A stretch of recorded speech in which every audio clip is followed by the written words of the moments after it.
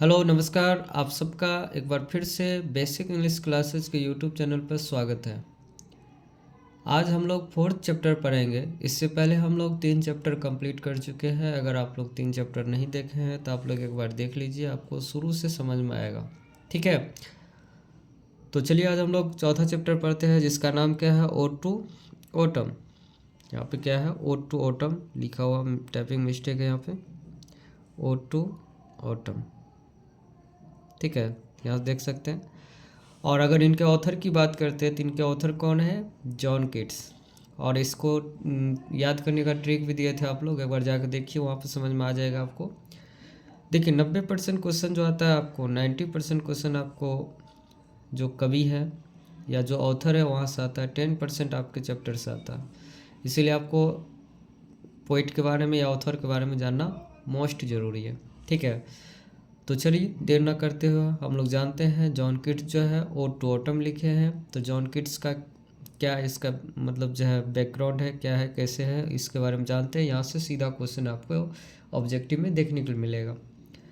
तो देखिए at first इसका बॉर्न देखते हैं, तो बॉर्न इसका 1795 में हुआ था। देखिए डेट वगैरह सब पूछा नहीं जाता, तो इसीलिए आपको इसमें उलझना नहीं है।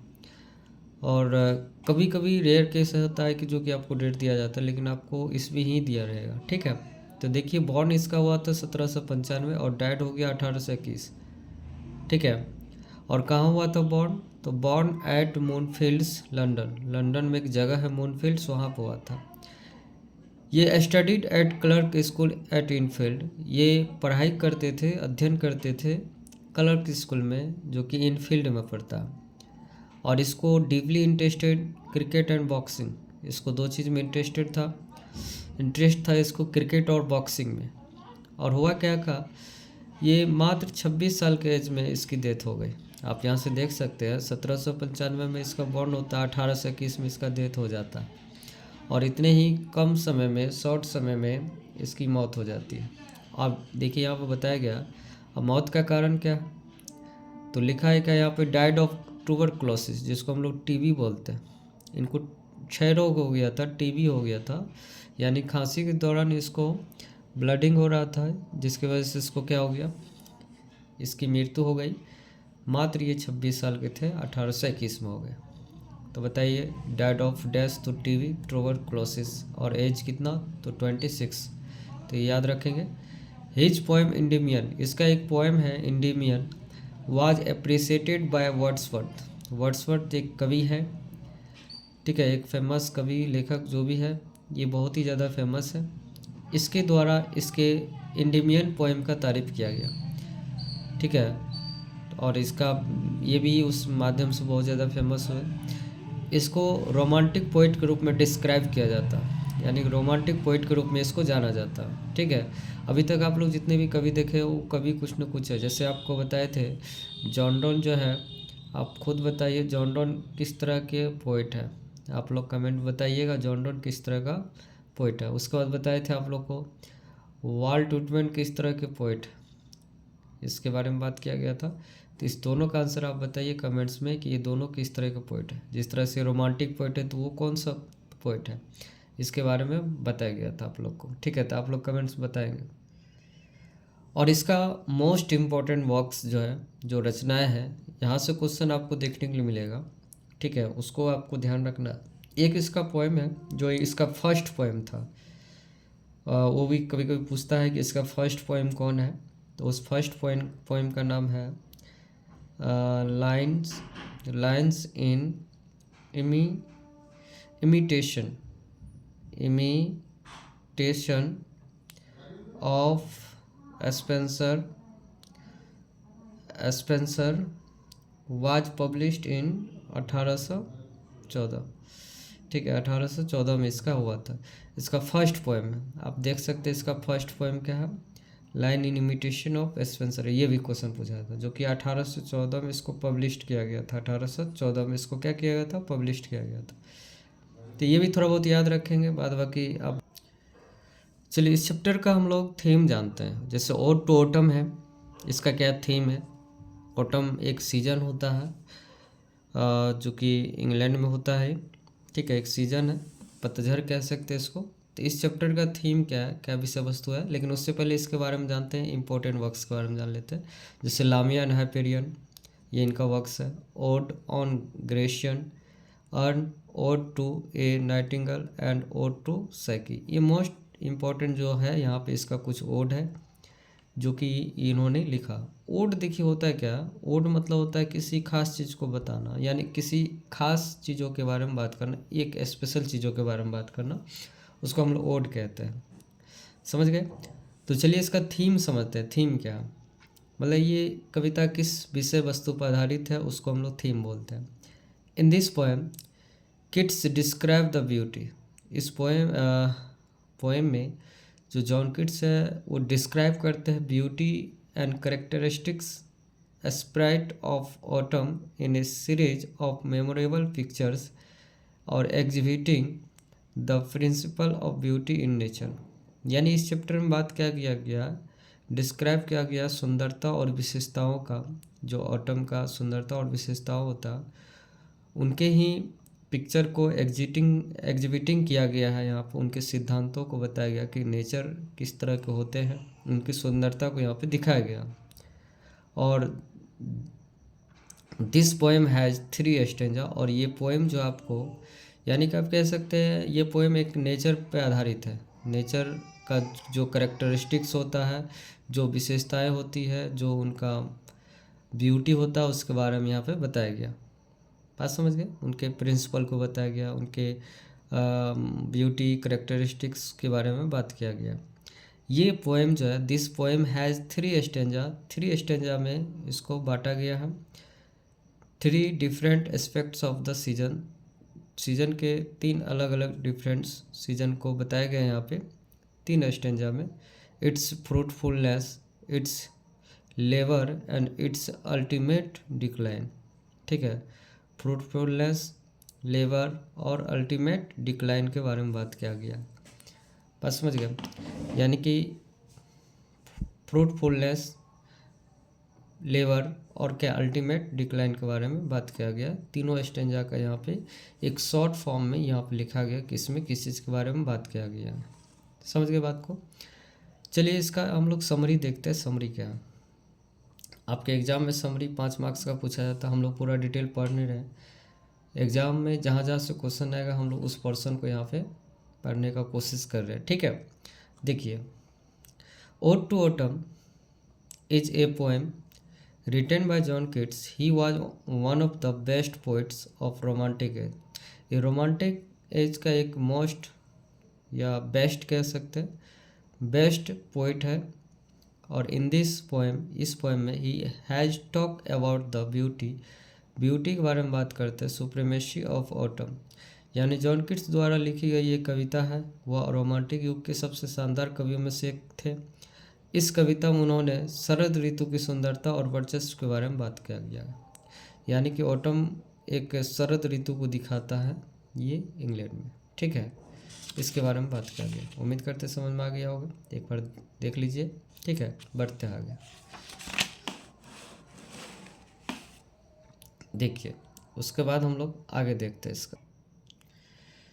देखिए नेक्स्ट क्या है इसका, ये देख लेते हैं। नेक्स्ट पैराग्राफ में क्या कह रहे हैं, इन दिस या in the first stanza the poet praises autumn and says that it's the season in which the sun conspires to bless the vines and makes the apple plumpy. It paves the way for bees to suck the flower। मतलब क्या, पहले छंद में, यानी कि आप पहला stanza आप कह सकते हैं।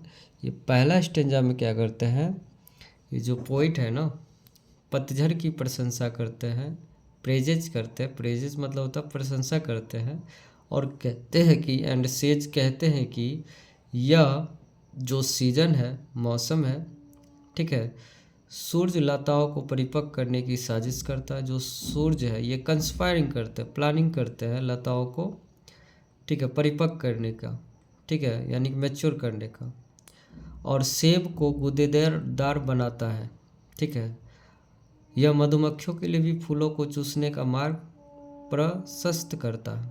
ये फर्स्ट स्टेंजा में बात किया गया, यानी कि सन जो है ये कानाफूसी करते हैं। ये सीजन और सन दोनों आपस में मैच्योरिंग मतलब कंस्पायरिंग बात करते हैं। मैच्योरिंग सन है जो कि ऑटम से बात करते हैं, दोनों मित्र हैं कि किसके साथ क्या किया जाए। ठीक है, इस तरह का ये बात करते हैं फर्स्ट स्टेंजा में।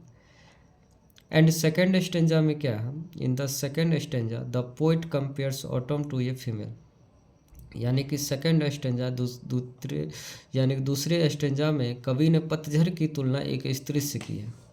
और it is sitting on A granary floor, यह अनाज भंडार गृह के फर्श पर बैठी है। यानी कि वो फीमेल स्त्री से किया गया तो कहाँ बैठी रहती है, वो बैठी है तो गृह भंडार के फर्श पर बैठी है, ग्रेनरी फ्लोर पर बैठी है। स्लीपिंग इन द फील्ड, अक्सर वह खेत में भी सोती हुई पाई जाती है। और in the third stanza the poet tells autumn not to be worried because according to the poet she has her own music. ठीक है, यहाँ पर बात क्या किया गया है, तीसरे स्टेंजा भी इसी में लिखा गया। तीसरे स्टेंजा में पतझड़ को चिंता न करने के लिए कहते हैं, क्योंकि वह कवि के अनुसार पतझड़ का अपना संगीत है। ठीक है, पतझड़ का भी अपना संगीत है। Young lamb bleats and the robin whistles in full swing from the garden in this season. मतलब क्या, इसी मौसम में मेमने मिमियाते हैं और बगीचे से रॉबिन्स पूरी मस्ती में सीटी बजाते हैं। रॉबिन एक पक्षी है जो कि इंग्लैंड के एक राष्ट्रीय पक्षी है। ठीक है, तो इसके बारे में यहाँ पे बात किया गया है। यानी कि सभी का अपना अपना दुनिया में मस्त रहने के लिए सभी के अपना एक सॉन्ग है, सब अच्छा व्यवस्था है सबका, इसीलिए पतझड़ को चिंता करने की कोई बात नहीं है। ठीक है, इस तरह की बातें करते हैं। और लास्ट स्टेंजा आप देख सकते हैं, it's really a fantastic poem by John Keats in which has brilliantly talk about the beauty of in autumn and sung its supremacy by his words. यानी जॉन किट्स की यह वास्तव में एक शानदार कविता है जिसमें उन्होंने शानदार ढंग से पतझड़ ऋतु की सुंदरता के बारे में बात की है और अपने शब्दों द्वारा इसके वर्चस्व को दर्शाया। समझ में आ गया? चलिए हम लोग इसका ऑब्जेक्टिव देखते हैं, आप लोग आंसर करिएगा। इस ऑब्जेक्टिव का मोस्ट इम्पॉर्टेंट ऑब्जेक्टिव होगा जो भी होगा। ठीक है, या पूछा गया या पूछने वाले, इससे बाहर नहीं रहेगा आपके एग्जाम में। फर्स्ट ऑब्जेक्टिव देखते हैं, जॉन किट्स वाज ये डैश पोइट, तो बताइए किस तरह का पोइट है, रोमांटिक पोइट बताइए। आगे बढ़ते हैं और देखते हैं नेक्स्ट क्वेश्चन। नेक्स्ट क्वेश्चन है क्या, where was John Keats born, John Keats का बॉर्न कब हुआ, तो Moorfields London. When was John Keats born, John Keats का बॉर्न कब हुआ, 31 October 1795। When did John Keats die, die कब हुआ, बताइए डाई कब हुआ, बताइए डाई कब हुआ, डाई आप लोग बताइए डाई कब, डाइट कब हुआ बताइए। तो डाइट 23 फरवरी 1821 को हुआ था। कभी देखिए डेट पूछ देगा तो फिर फंस जाइएगा।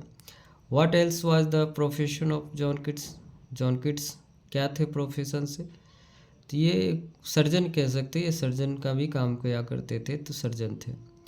And the gathering swell Twitter in the sky, ये ट्विटर की बात आ जाएगा तो पक्षी वगैरह सब जो मिमियाते हैं, चहचहाते ट्वीट करते हैं, तो वो किस चैप्टर में बात करते हैं, तो ये ओड टू ऑटम वाले में। इसको आप लिख सकते हैं किस चैप्टर से लिया गया। विच season is the called the season of मेलो फ्रूटफुलनेस, बताए थे फ्रूटफुलनेस फलों से लादने वाला सीजन कौन होता है, तो ये ऑटम होता है। इसका आंसर ऑटम है। Autumn is conspiring with dash to lord bless with the vine, autumn कानाफूसी करते किसके साथ, फलों लॉर्ड करने का, आशीर्वाद देने का लताएं को, किससे बात करता है, तो सन से करता है। Where does the vine run, जो लताएं हैं वो क्या करता है, तो वो डैच पर चढ़ जाते हैं, जो घर झोपड़ा टाइप का होता है ना उस पर चढ़ जाते हैं। ठीक है, इस तरह से वो चढ़ जाते हैं। Who is the close friend of maturing sun, close friend कौन है सन का, तो ऑटम है। ठीक है।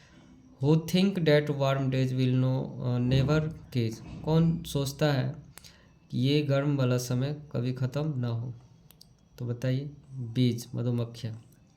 Where has the crops been store, फसलों को कहाँ स्टोर किया जाता है, जमा कहाँ किया जाता है, तो ग्रेनरी फ्लोर पर। Autumn is compare to a dash in the poem, autumn का कंपेयर किससे किया गया इस पोएम में, तो वुमेन से किया गया। समझ में आ गया। नेक्स्ट देखते हैं इसका ऑब्जेक्टिव। नेक्स्ट ऑब्जेक्टिव देखिए क्या है इसका। What is autumn doing on a half reap furrow, मतलब क्या ऑटम जो है ना, ये जो हाफ रिप फरो होता है, जब खेत की जुताई होता है तो उसमें देखिएगा कि जो लीक टाइप का बन जाता है खेत में, जो मतलब हल से जो जोता जाता है तो लीक टाइप का बन जाता है ना, तो पूछते ऑटम वहाँ पे किस अवस्था में मिल जाएगा, तो वहाँ पे एक स्लीपिंग अवस्था में मिल जाएगा, सोए हुआ अवस्था में मिल जाएगा। ठीक है।